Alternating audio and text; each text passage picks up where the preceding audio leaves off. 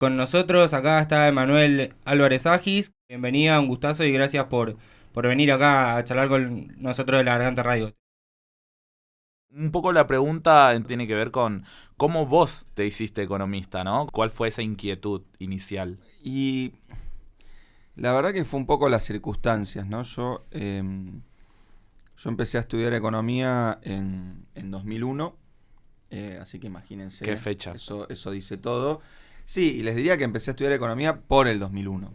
O sea, en eso me reconozco como un hijo de las circunstancias.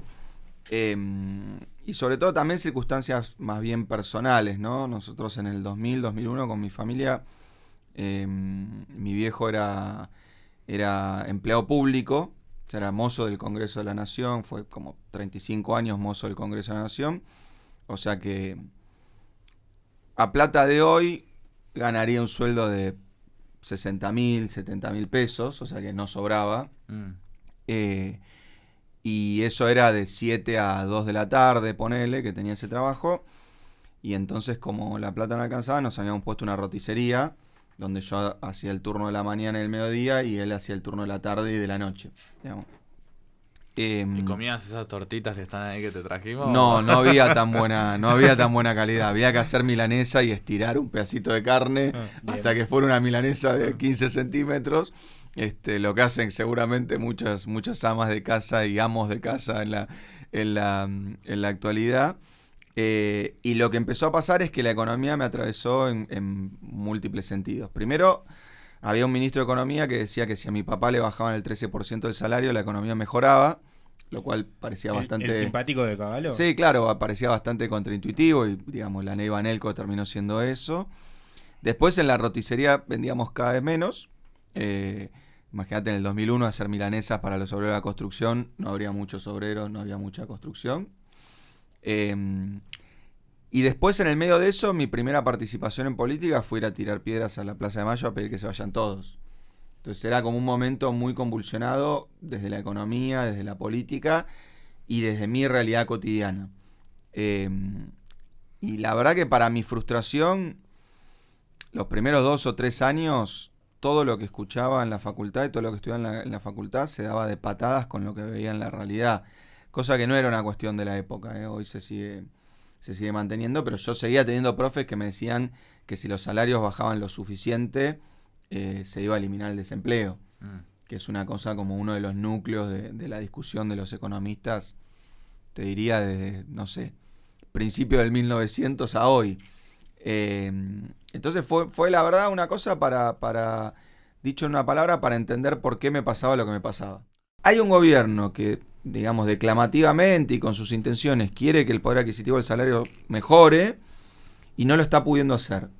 Y uno piensa, bueno, por impericia, por maldad, No, se rompió algo en la economía argentina. ¿Y crees que lo puede hacer? Sabemos que Mm, también la economía, no es magia ni... Como está parado ni hoy, no. No, como está parado hoy, no. Porque de vuelta, cuando yo se rompió algo, ¿a qué me refiero? Me refiero que, o sea, alguien que administra un comedor entiende súper bien qué es la inflación. Sí. Y la inflación es una cosa complicada de entender. Pero cuando vos me decís estirar el paquete de fideos, estirar la polenta, estirar el arroz, saber que un poquito menos de carne por plato, un poquito menos de proteína por plato de pollo, que en vez de, bueno, pechuga ya ni debe haber, digamos, las No. alitas, qué sé yo. Entonces, lo que digo es que en el pasado nosotros también teníamos inflación, ¿no? De 20% anual cuando nos iba súper bien, de 40% cuando nos iba mal. Eso fue Argentina entre, ponele 2010 y 2018. Fíjate que incluyo Cristina, Macri, o sea, la inflación iba medio por otro lado. Entonces uno decía, este año la inflación va a ser 30, si de paritaria saco 38, le gané. Es un lío tener inflación, pero bueno, zafé. Este año vamos a tener 90. Entonces uno dice, bueno, está bien, vamos a tener 90, saquemos 98. El problema es que 90 no es, viste, digamos, 20 más 70. Es otro bicho. 90 es otra cosa. Si yo estoy en el auto, muy cómodo, con el aire acondicionado, qué sé yo, y viene ese nene de 6 años, 7 años, 10 años a pedirme plata, te diría que psicológicamente tengo dos opciones. Pienso qué país de mierda, cuánto de esto es culpa mía, cuánto podría hacer yo para modificarlo, cómo la va a pasar ese nene, qué va a comer cuando llegue a la casa, qué futuro va a tener, cómo será su vida. O pienso, incluso inconscientemente, no es que en cada semáforo uno hace esto porque no andaría el tránsito, pero o inconscientemente digo, che, eligió estar ahí. No va a laburar porque no quiere. No va a estudiar porque los padres eligieron ser vagos, no estudiar, cobrar 3 planes. Entonces, psicológicamente es más fácil lo segundo. Si pienso lo primero, me angustio todos los días. Hay una marcha que corta la 9 de julio y hay 100.000 personas pidiendo que aumenten los planes. Que además nadie sabe qué es un plan, que aumente, no se entiende nada. Vos decís, bueno, son vagos y eligieron. Entonces, cuando vos ves que hay 40% de pobreza, decís, che, escúchame, justo nos tocó un país con 40% de vagos, ¿qué es? ¿Un gen? Es una doble vara. Es una secta que ¿Es el agua? Digamos, ¿hay algo en el agua que nos hace vagos? Perdón. No, decía que es una doble vara también, ¿no? Porque ese estigma, digamos, se tiene con personas empobrecidas, personas que no llegamos a fin de mes, pero no se tiene esa misma crítica con empresas que son subsidiadas por el Estado, personas enriquecidas los a base medios de y la pauta. los medios y la pauta, digo, como esa doble vara realmente no se mide de la misma manera. Por eso uno no se quiere hacer cargo. Yo digo siempre que hay, viste que se discute mucho el déficit fiscal, ¿no? O sea, por ejemplo, el déficit fiscal es simplemente que el Estado gasta más que lo que recauda. Y algunas teorías económicas dicen que el déficit fiscal es la raíz de todos los problemas económicos, la inflación, la recesión, bla, bla, bla. Entonces uno agarra y dice, che, bueno, ¿por qué hay déficit fiscal? Y uno puede decir, porque pagamos muchos planes sociales, ¿sí? Ahora, como vos bien decías, yo siempre digo que a veces, digamos, molesta el déficit fiscal que genera el otro. O sea, me molesta el déficit fiscal que genera el pobre con un plan social cuando soy una empresa que estoy pidiendo que me bajen los impuestos. Que eso también es déficit fiscal. Pues si vos bajás los ingresos, puede ser que para el mismo gasto termines gastando más que lo que te ingresa. Entonces, me parece que ahí hay una cosa de, como siempre digo yo, es como progresismo con plata ajena. Che, hay que bajar el déficit fiscal. Ejemplo concreto ahora, me incluyo. Súbanos la luz y el gas a los ricos, en vez de bajar los planes sociales. Entonces ahora, el mes que viene, cuando empiece a llegar una factura de 20.000 pesos de luz, digamos, hay gente que paga de luz lo mismo que un plan social. Cuando llegue una factura de 20.000 pesos de luz, tal vez alguno va a decir, che, esto es una vergüenza, ¿cómo voy a pagar 20.000 pesos de luz? Que le saquen el plan a los que cobran 20.000 pesos por hacer nada. Entonces, hay una gran hipocresía. Siempre que uno habla de plata y toca el bolsillo, sabe que está hablando del tema más sensible de la humanidad. Pero de vuelta, me parece que hay que entender que si pensamos que hay 40% de la gente que no quiere laburar, bueno, hay que buscar una explicación medio mágica. Argentina está empezando a tener un problema con el narcotráfico. O sea, cosa que por ahí hace 20 años no ocurría. O era una cosa anecdótica o muy de nicho. El narcotráfico genera mucha plata.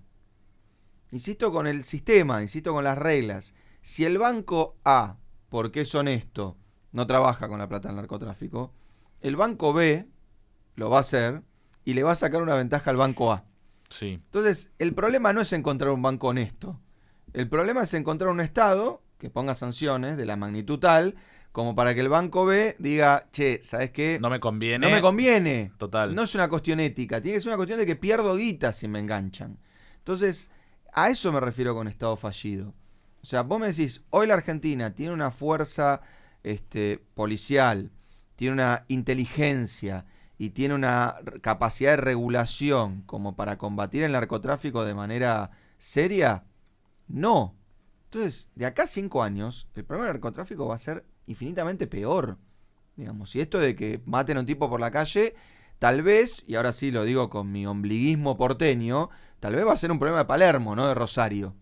Y tal vez cuando empiece a ser un problema de Palermo va a empezar a ser un problema nacional, porque viste que está todo muy bien, pero lo que importa es lo que pasa en Palermo. O sea, lo que yo digo es que cuando yo veo fuerzas que se autoproclaman nacionales y populares, ningunear conceptos como eficiencia de las políticas públicas, eficiencia en el Estado, eficacia en el Estado, transparencia en el Estado, digo, che, está todo patas para arriba. O sea, no puede ser que la cuestión de discutir que necesitamos un Estado eficiente, inteligente y transparente, cuando decís eso te digan, vos sos liberal y conservador. No, al revés. Tengo tanta ganas de que el Estado intervenga en la economía que quiero que haya una base de datos donde yo pueda saber cuánto gasta en cada cosa, cuáles son las políticas, cuánto se cobra, por qué se cobra. Digo, hay una discusión eterna sobre si la asignación universal por hijo tiene que tener condicionalidades o no. Y a mí me parece una discusión maniquea, porque yo lo que digo es, por supuesto que tiene que tener condicionalidades, por supuesto que tenés que tener al chico estudiando y vacunado y con los controles de salud, pero eso es como la base cero de la política, porque la discusión entre progresismo o no progresismo es, che, ¿y si viene y no tiene el certificado? ¿Qué se hace? ¿Se le saca el plan social? No, ahí entra el Estado. O sea, ahí entra el Estado diciendo, che, ¿por qué este chico no está yendo al colegio? Porque la mamá no tiene plata. Bueno, hagamos algo. ¿Por qué no tiene los controles de salud? Porque el papá no entiende que le tiene que dar 2 vacunas por año, o que lo tiene que llevar a no sé qué. O sea, lo que digo es, el control no es una cuestión de policíaco, ni siquiera es una cuestión mercantil, de te doy esto y a cambio me das esto otro. Es una cuestión de vuelta. Con eso yo identifico que tengo un problema. Administración de un país, básicamente. Y me meto en el problema, porque si no yo no me entero que un chico dejó la escuela. En cambio, si tiene que venir 2 veces por año y decirme, che, estoy en la escuela, quiero cobrar la asignación, y no viene, si yo soy un conservador y un liberal, digo, le saco el plan. Claro. Si soy una persona que cree que el Estado tiene que ser más inteligente, digo, buenísimo, acá tengo un dato, un DNI, un teléfono y una dirección para irlo a buscar y reinsertarlo en el sistema. Entonces, por eso digo, cuando desde el progresismo se dice, no, la transparencia es un concepto de derecha, la eficiencia es un concepto de derecha, yo digo, no, tiene que ser una bandera de los que creemos que el Estado tiene un rol. Y ahí la antítesis de Soledad Acuña diciendo que los villeros se perdieron de la educación pública, ¿no? Bueno. Emanuel, antes de despedirte, queríamos hacer una especie de ping-pong, en donde yo te tiro algunas palabras y la idea es que vos me puedas responder también las primeras palabras que se te ocurran, breves. Dale. Democracia. Lo más importante que tenemos. Economía popular. Algo en lo cual soy muy ignorante. Inflación. Principal problema que tenemos. Salario básico universal. Solución nórdica para problema argentino. Latinoamérica. La región más volátil y heterogénea del mundo, dentro del cual Argentina es el país más volátil del mundo.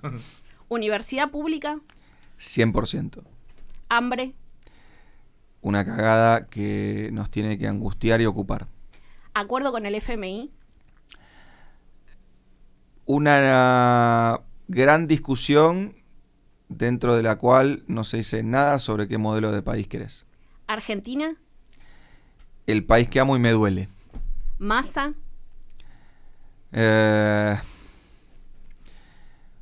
Uno de los políticos más hábiles de la Argentina ante la encrucijada de su vida.